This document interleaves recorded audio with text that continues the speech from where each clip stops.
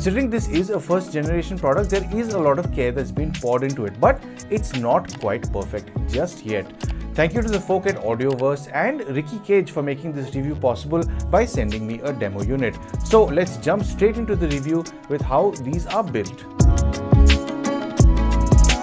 The unboxing experience of these headphones sits way higher than what these headphones are being sold at. You get a well-designed box mentioning all the features and where it comes from, and inside you get the literature and a hard case which has a textured finish on it for a little extra grip. You'll see the cage by cage branding on the case, and upon opening it, the headphones are revealed. Apart from the headphones, you also get a velvet-like carry pouch which can hold your headphones if you want to fit them in tighter spaces. You also get a 3.5 to 3.5 mm auxiliary cable should you want to go wired, and you also get an L-line adapter should you want to access any in-flight entertainment. Moving on to the headphones, these look quite premium for the price they're being sold at, and I did think that the branding on these would be a bit much when I first saw it online on their website, but when you handle these, you can tell it's been quite tastefully done. Each ear cup has the cage by cage branding, and there's a subtle branding on the top of the headband. The headband and earpads feel and have a comfort that took me way back to a set of Bose QC2s I had years ago. It's super comfortable and something I can see people enjoying for hours on end,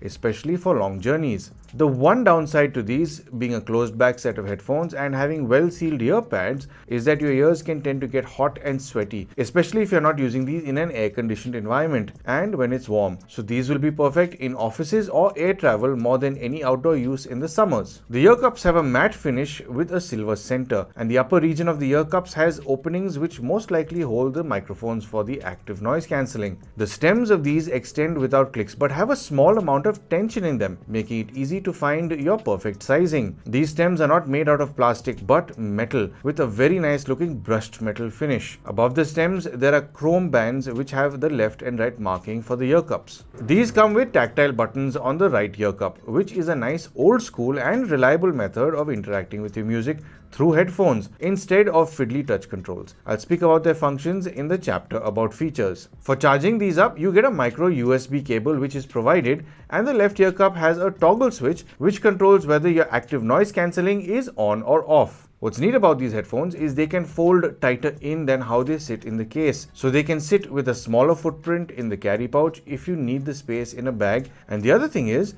they don't fold outward when they're around your neck. They fold in. So sit quite comfortably on your collarbone when you're not consuming any media. These come with Bluetooth version 5.0. They thankfully have those tactile controls that a lot of people prefer. They have active noise cancelling, but sadly doesn't have any app support. This is partly due to the fact that you can practically control everything you really need to via those tactile controls. You get a play pause button which also works as an on-off button for the Bluetooth, as well as an answer and end button for phone calls. You get volume controls which also work as track skip controls. Volume up will skip to the next track when pressed and held, and volume down will take you to the beginning or previous track depending on where you are in the track you're listening to. Then on the left ear cup you have a toggle switch which lets you choose between having your ANC on or off. A feature I like is the ANC can be put on when you put the Bluetooth off. Perfect for when you want to nod off on the plane without listening to music and want to stretch your battery life. I know multi-device pairing isn't something they actually advertise for, but then again this isn't exactly multi-device pairing. But while fiddling with these headphones, I did come across a feature that may have been overlooked, but I hope that they keep these on all their headphones, because I was listening to music over the Bluetooth and then I switched over to the cable. And while listening to music via the cable, I did get a call on my phone, and the call was coming through. So all I had to do was pause the music on my computer and answer the call. Whereas a lot of newer headphones, what they tend to do is as soon as you plug in the cable, they disconnect the Bluetooth completely and they sort of go completely offline. Whereas this kept latched onto my phone. So there wasn't much fuss about fiddling with my phone and switching the Bluetooth on and switching the Bluetooth on these headphones.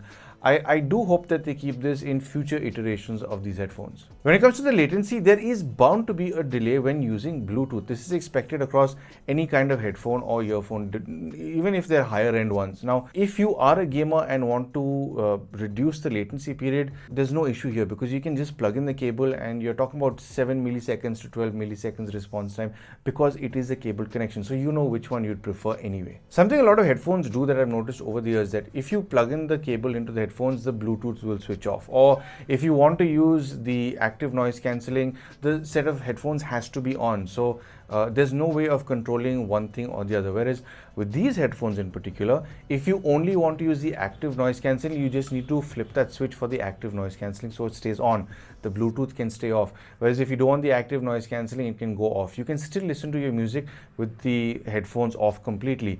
Then if you want to use only Bluetooth and no active noise cancelling, you just switch on the Bluetooth. So this can be a good way to figure out how to stretch your battery life a little more than what they claim. But if you are the forgetful type, it can lead to more battery drainage over the long run. So it's worthwhile keeping in mind that you can control these independent elements by themselves. When it comes to the active noise cancelling, it's obviously not the best I've heard in the industry. Then again, those headphones cost way more than what this does.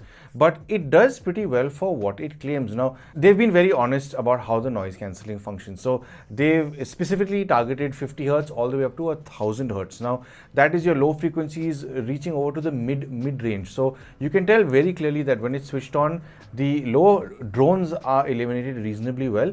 But since the mid range and higher frequencies aren't eliminated, it kind of can sound like you're holding a seashell up against your ear. But the frequencies that it does manage to cut out, it does do pretty well.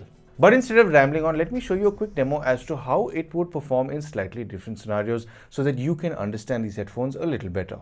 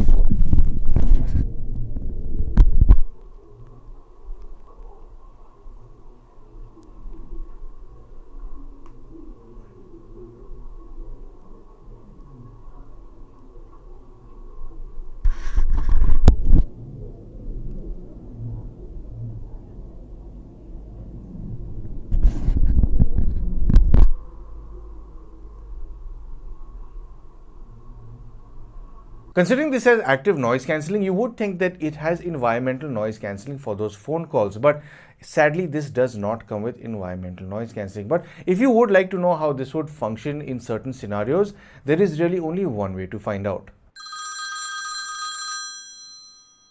I'm speaking to you right now from the confines of my studio, and there isn't too much noise here right now. I am near a relatively busy street, but all my windows are closed at the moment. So I have been on the camera microphone to give you a sense of the kind of environment I am in right now. So if you are in an office space, this is pretty much how your voice will sound in that room. But if you were to take a call and you'd want to speak to somebody through your headphones, I'll switch over from the camera microphone to the Cage AV900 right about now.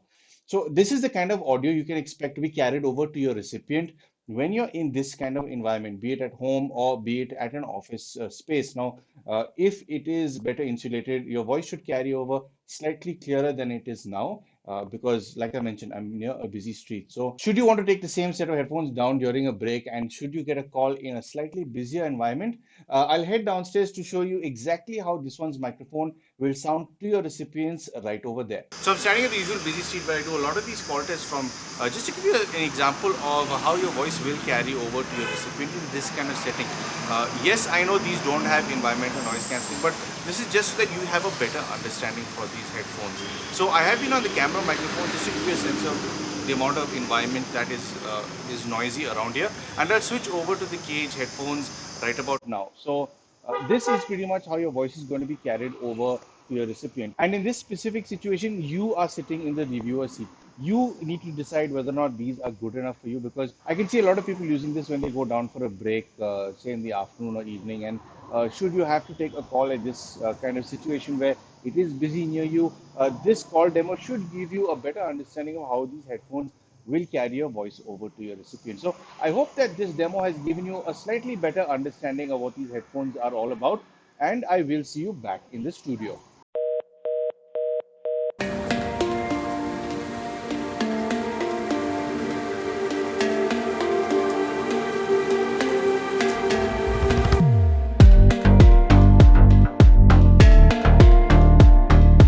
These come with 40mm dynamic drivers and have a frequency response of 20 Hz all the way up to 20,000 Hz.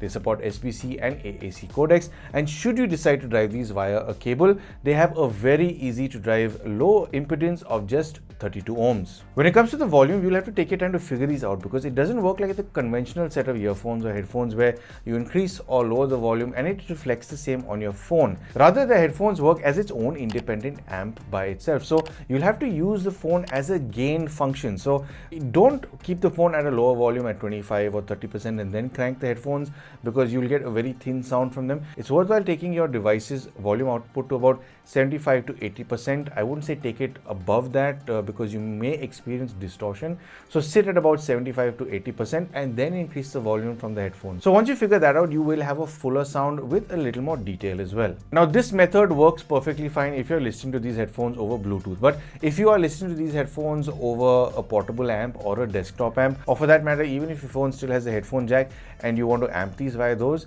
because they're so easy to drive, I really wasn't sitting anywhere above 35% volume. There is no real reason to go above 35% volume because it sounds full and loud enough at that volume. Soundstage on these varies between whether your active noise cancelling is on or off. With ANC off, it is wider coming from ear cup to ear cup, but when you switch the ANC on, it narrows down as if almost coming from a collapsing star. Imaging on these lets you zone into specific frequencies, which is the highs, mids and lows. So if you like to look out for certain nuances in your music, this is most likely going to leave you a little wanting. A lot of manufacturers can tend to make higher frequencies quite piercing, which can be quite fatiguing over longer listening sessions, but not these. This range comes through with an ease and a softness that you'd expect from a more seasoned brand. It can leave you wishing it did have a little more sparkle at times, but it does handle this range with a slight sense of maturity. If you're concerned about sibilance, these have none of it, which will make the people who are sensitive to higher frequencies more than comfortable listening to this range with these. Listening to December 1963 performed by the Four Seasons, the prominent hi-hats that carry you through this track aren't quite as prominent as I'd like them to be in this range. They exist and do carry over to you, but stay clear of being shrill in any way,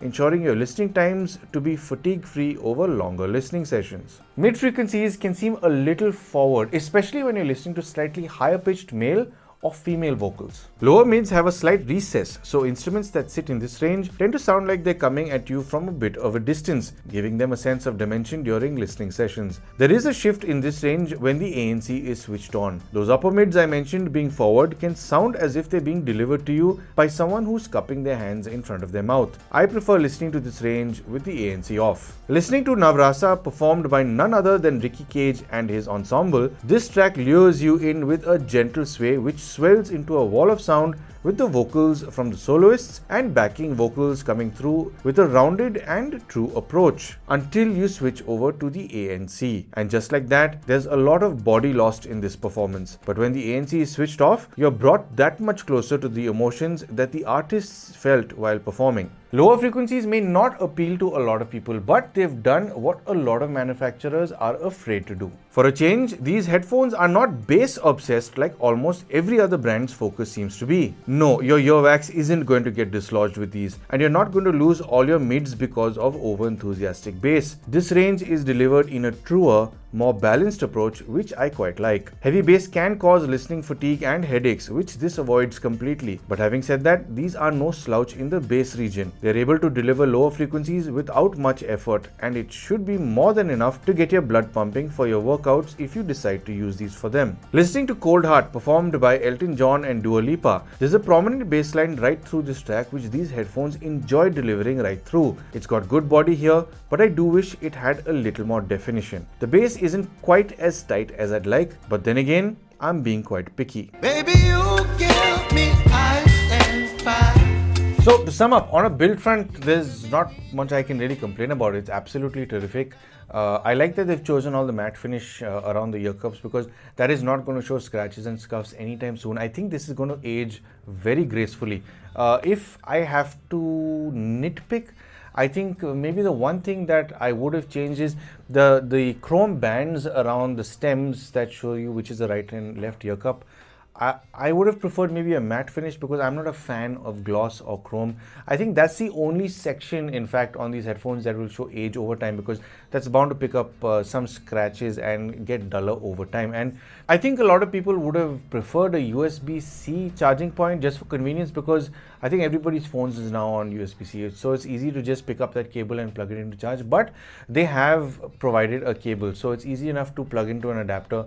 On a feature front, yeah, there is no app, but I didn't really miss it, because it's one less thing to interact with. In fact, of all the earphones and headphones that I've interacted with, I like the ones that have the least amount of app interaction or no app at all. So with this, you just reach for the buttons and go to the next track and so on. So you don't even have to interact with your phone. If you've got a playlist you're listening to while you're traveling on a bus or the metro or even on flight, you don't really have to look at your phone if you're planning on just winding down and taking a snooze. So I like the fact that it doesn't have an app. This leaves you connected to your music that much better than throwing in all those little fidgety things. I love the fact that it's got tactile buttons, because it is an old school method, but it's been proven time and time again.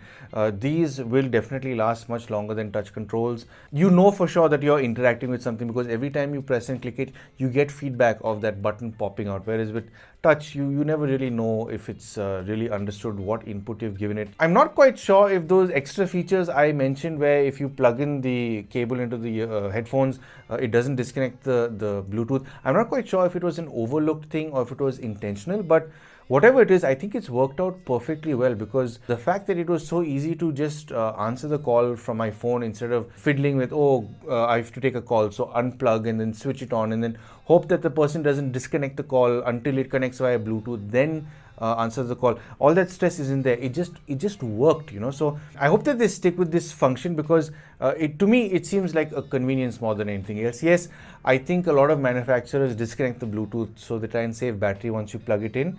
But honestly, the battery life on this, they do mention 20 hours with the ANC off and 15 hours with the ANC on.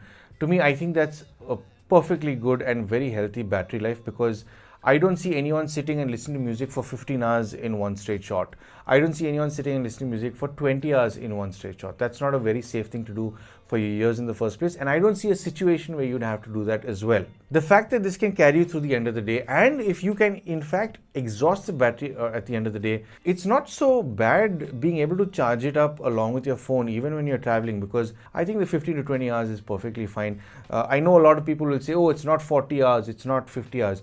You know, anything that can get close to lasting a whole day on Earth, I think makes a lot of sense. On a sound front, I've not been too sure where I sit with these headphones, because I myself, being an audiophile, looking at it as an audiophile, I think isn't fair, because this is not made for an audiophile. It's not targeting an audiophile. An audiophile is not going to be looking at multiple features like active noise cancelling and so on and so forth. And even if they are, I think they're going to look at a much higher price segment.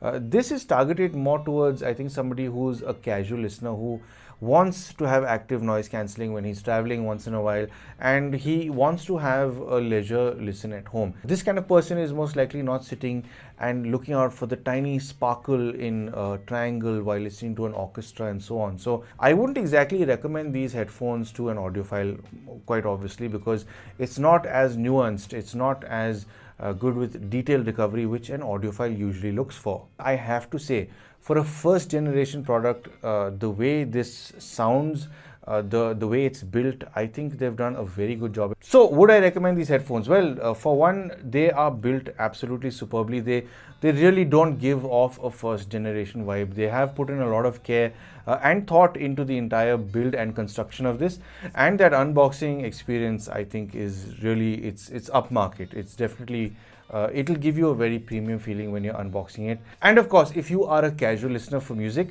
and you want a set of headphones that is really comfortable and you're okay if some people walk up to you and ask you what these headphones are about and where you've got them from, because they look so good, then definitely yes, I would recommend these to you. So if you would like to buy these at the time of recording this video, they have a maximum retail price of 12,999, but as of recording this video, they are being sold for 8,999, which I'd say is a pretty good deal. And of course, if you would like to buy these headphones, I will leave the link down in the description below. So I do hope you found this video helpful, and I hope I've helped you make some sort of purchase decision. If you would like to help support the channel, I'm sure you know exactly how to. But of course, thank you for tuning in to Paul's POV for some sound advice.